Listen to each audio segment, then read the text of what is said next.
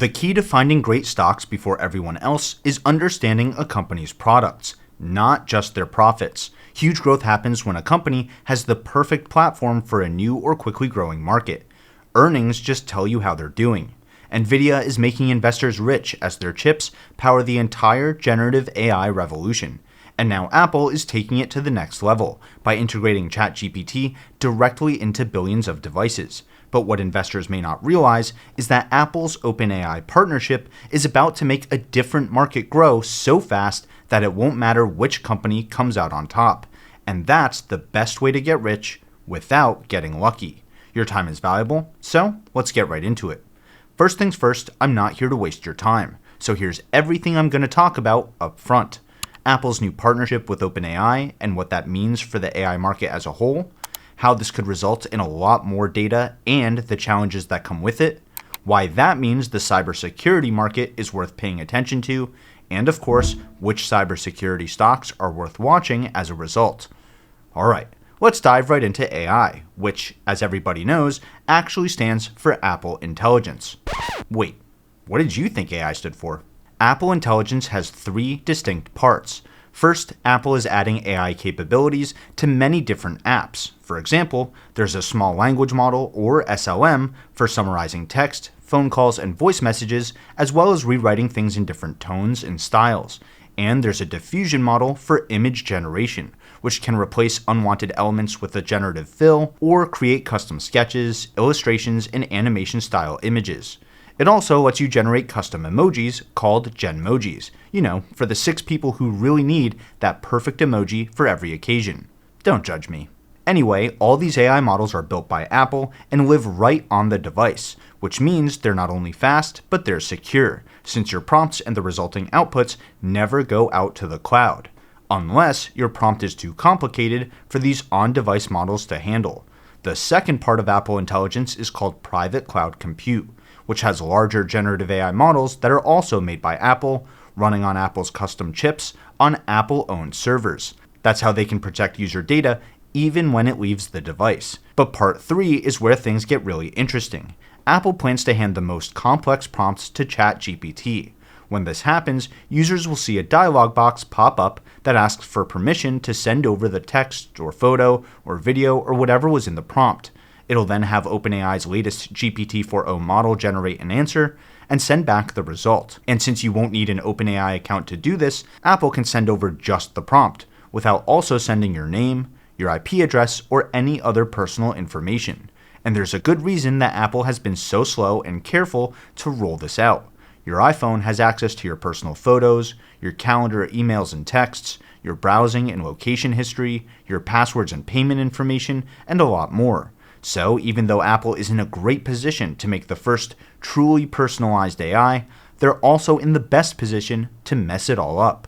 And no one has been more vocal about that than Elon Musk, who tweeted up a storm right after Apple's WWDC event earlier this week. If Apple integrated OpenAI at the operating system level, then Apple devices will be banned at my companies. That is an unacceptable security violation. And visitors will have to check their Apple devices at the door, where they'll be stored in a Faraday cage, which is basically a metal cage that blocks all wireless signals. It's patently absurd that Apple isn't smart enough to make their own AI, yet is somehow capable of ensuring that OpenAI will protect your security and privacy.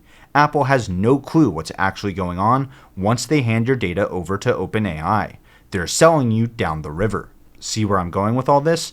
Data security could become a serious issue for billions of consumers and for companies. Speaking of which, I recently found out that dozens of online data brokers were selling my personal data. And if you've been getting more spam phone calls, texts, or emails lately, they might be selling yours too. That's why I decided to join Delete Me, the sponsor of this video. Delete Me is a hands-free subscription service that will remove your personal information from hundreds of online data brokers. You just sign up, enter your information, and let their experts get to work. They've reviewed over 32,000 listings for me since I've joined, and after 7 days, you'll get your first privacy report showing you everything they've removed so far. I just got my 4th report, and Delete Me removed over 300 pieces of my personal information. Not just my name and address, but my fiance's and my mom's too. And I love that after they remove your information, they'll rescan these websites regularly. You even get your own privacy advisor if you want to talk to a real person and make a custom removal request. So if you care about your data and your family's privacy, you can get 20% off any consumer plan with my code SYMBOL20 by going to joindeleteme.com/symbol20, which I'll also leave a link to below. And a big thank you to Delete Me for supporting the channel and keeping my family's data safe. Alright, Elon made it clear that he thinks Apple will give data to OpenAI in ways that cause serious security risks. And whether or not he's right about this specific partnership, it's clear that cybersecurity is about to become a huge priority for every single company, since their customers, employees, and even their leadership team will be generating and transmitting a lot more data to many external AI models in the very near future. In fact, here's a quick clip of one of Silicon Valley's top venture capitalists talking about how companies are budgeting for AI and cybersecurity right now. The pressure to be completely focused on AI at the CEO level and the CIO level is so high right now from everywhere. Picking up the Wall Street Journal and reading it, watching CNBC, listening to us, whatever, that they have to spend or they feel they have to spend. I think 8% of CIOs have a budget increase over 10%. So 92% don't. So think fixed, near fixed budget. But 85% of them say they're aggressively increasing their spend on AI. Right. So by definition, it's got to come out of something. It's got to come from something, right? And by the way, one category that almost never gets reduced is security spend. So if security spend's not going down and AI's going up, it's even if you're not security or not AI, I think you're even more at risk of having trouble with expansion dollars. Bill Gurley was a big and early investor in companies like eBay, Uber, and Zillow. And the trend he's seeing among companies today is shifting almost every part of their budgets towards AI, except for cybersecurity. In fact, the global cybersecurity market is expected to more than double in size over the next 9 years, which is a compound annual growth rate of 11% per year. And the global cloud security market is expected to 6x over that same timeframe, growing at a compound annual growth rate of over 22% through 2032. And as AI keeps evolving on our personal devices and in the cloud, I think that every area of cybersecurity will grow faster than analysts expect, since there will be new kinds of apps and data that need securing, new rules and regulations around how to secure hardware, software, and that data, new malware and hacking techniques, and way more cybersecurity threats as bad actors use AI to become more productive in general. The important thing to understand is that cybersecurity is many different things, just like artificial intelligence is many different things. So let's break up the space into broad categories. Shout out to Francis, who goes by Investee Analyst on X. I'll leave a link to his work below as well if you want to check it out. Most modern businesses can be boiled down to 5 things: hardware, software, the people that operate them, the data that they generate, and the network that connects it all together. And all 5 of these things are targets for hackers and other bad actors, which is why there are over 3,500 cybersecurity companies focused on securing different parts of a business. For example, endpoint protection is about securing phones, tablets, and laptops, but not necessarily their users. On the other hand, identity protection is about preventing user information from getting stolen. That's where Delete Me fits in, but for your personal data on the open web instead of on a company's network.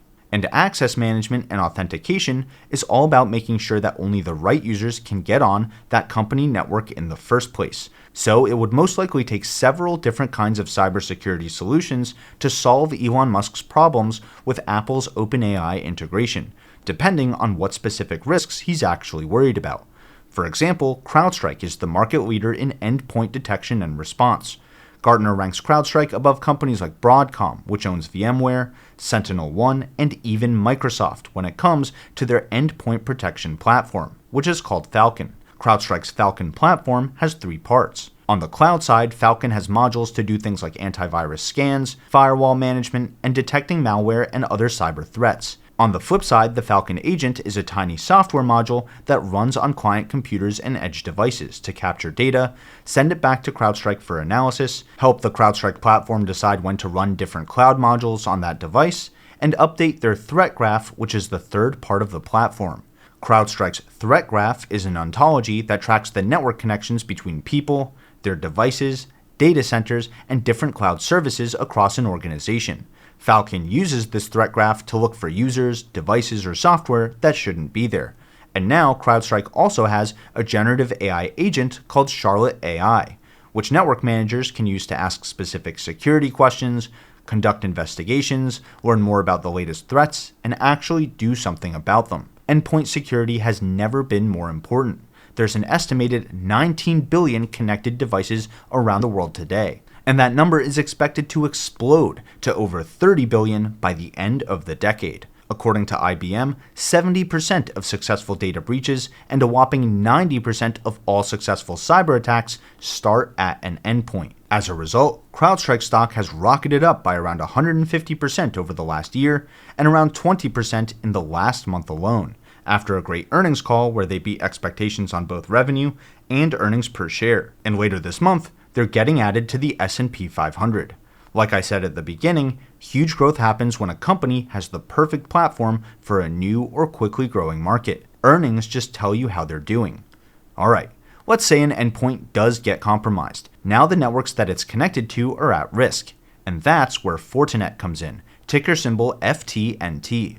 Fortinet focuses on intrusion detection systems and firewalls, like their FortiGate 4800F, which monitors and controls network traffic based on a predefined set of security rules. Think of FortiGate as a security checkpoint, but for network data. FortiGate pairs a firewall with a software-defined wide area network that routes traffic through the shortest path, which improves performance by limiting the average distance that data travels, and reduces security risks since that data passes through fewer devices. Fortinet is constantly expanding the capabilities of its FortiGate platform, like when they added zero trust network access to always verify the users and services trying to access a given network, or inline sandboxing to check software for threats in a quarantined environment, and inline cloud access security to extend those safety controls to cloud-based applications. Fortinet's physical FortiGate machines work best as high-throughput on-premises solutions for highly regulated industries like finance and healthcare, which have strict rules about how, where, and when client data can be stored. But Fortinet is also constantly expanding their total addressable market. For example, they offer firewalls as a service through FortiGate Cloud for companies that don't need physical on-site solutions, and they have a generative AI assistant called FortiAI, which helps security teams detect and analyze threats, optimize network traffic, and take the right actions as necessary. While CrowdStrike and Fortinet are more specialized, Palo Alto Networks serve several cybersecurity sectors all at once, and they do it all very well. According to Gartner, Palo Alto Networks is a market leader in security service edge, as well as endpoint protection alongside companies like CrowdStrike and Microsoft. They also sit right next to Fortinet when it comes to network firewalls, and Palo Alto Networks is the only leader in single vendor SASE, which stands for Secure Access Service Edge. Think of that as another kind of data security checkpoint, but specifically for inspecting web traffic for malware. Palo Alto's broad reach across the cybersecurity spectrum is what puts them in a great position for growth as they tackle the new kinds of cyber threats that come with the mass adoption of generative AI. In fact, Palo Alto's security platform, which is called Prisma, has AI capabilities of its own to do things like automated app discovery, safe app onboarding, and continuous trust verification. And just last month, they launched a new platform called Precision AI. But why listen to me when Keanu Reeves can tell you all about it? Glad you called, Jay. It's time for an upgrade. Awesome. Awesome. Precision AI helps businesses automate the detection, prevention, and response to AI threats. It integrates different AI and machine learning models from Palo Alto's other security software platforms like Prisma, Strata, and Cortex to identify different attack types, different bad actors, and where they came from. And just like CrowdStrike's Charlotte and Fortinet's FortiAI, Palo Alto Networks has several generative AI copilots for each of these platforms as well. So all three companies are fighting fire with fire when it comes to cybersecurity for AI. And besides being some of the first companies to use generative AI to secure companies against generative AI, I'm highlighting CrowdStrike, Fortinet, and Palo Alto Networks for a few key reasons. First, they each address different areas of cybersecurity, and they're all market leaders in their respective areas. Second, they all beat analyst expectations for revenue and earnings per share for at least the last 2 quarters. And third, all three are in the NASDAQ 100 and the S&P 500, now that CrowdStrike is getting added in a few days. So there's actually a pretty good chance that you're already holding each of these companies. So if you feel I've earned it, consider hitting the like button and subscribing to the channel. That really helps me out and it lets me know to put out more content like this. Thanks, and now we've come full circle, because Apple sits at the top of both of these indexes as well, which means their new partnership with OpenAI probably affects your portfolio too. And it doesn't really matter whether or not Elon Musk is right about the security issues that opens up, because even if Apple and OpenAI do get this right, there are many more models, apps, edge devices, networks, and servers out there that might not, simply because they may not have the engineers, the infrastructure, or the capital that Apple, Microsoft, and OpenAI do.